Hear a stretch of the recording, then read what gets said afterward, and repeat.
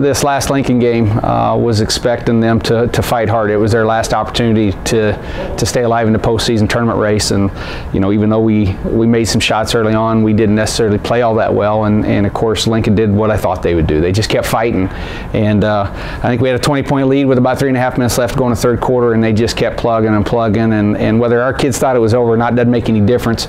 We got to the end, we were down 4 with 20 seconds left. Kylie hits a huge three-pointer, banks one in. We foul.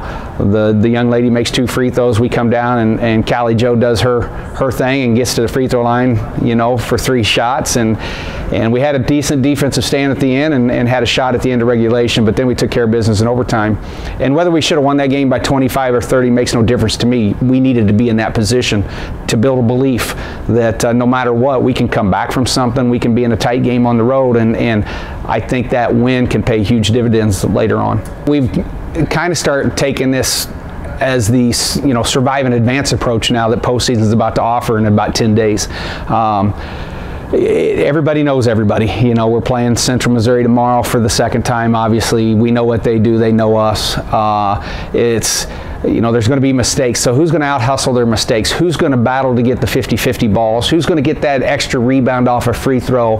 Who's going to get the extra possession and dive on the floor? Whatever it is, that's the stuff now that starts separating you. So, with that chemistry, we hope to be able to build that confidence in each other that, when one person dives on the floor, the whole team's excited and we want to do it again. And it's just, we talk a lot now about our constant communication defensively. We talked a lot yesterday about if we can talk a little bit better on defense, and we've made some adjustments as a staff leading into tomorrow's game, that if we can play 2 or 3 possessions of defense per game, not per quarter, but per game, just adjust our defense for 2 or 3 possessions, we'll find more success, and and that continues a winning process. First of all, we got to defend their transition. They can get the ball. They're sneaky quick in offensive transition.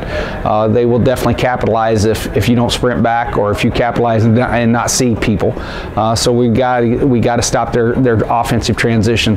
They're really, really strong at all 5 positions. So we've got a game plan. We've got to sit down. We got to get in a stance. We got to defend. We got to keep our hips low and our knees bent and our feet moving. We got to talk a lot on their screening actions. They are very disciplined in their offense. They know what they're looking for. They're not afraid to work the ball. They're not going to beat themselves because they don't turn it over. So that communication on defense and prevent straight line drives are going to be huge. And then we got to rebound the basketball at both ends. We've got to limit them to 1 shot, and we got to try to get a couple extra shots each quarter.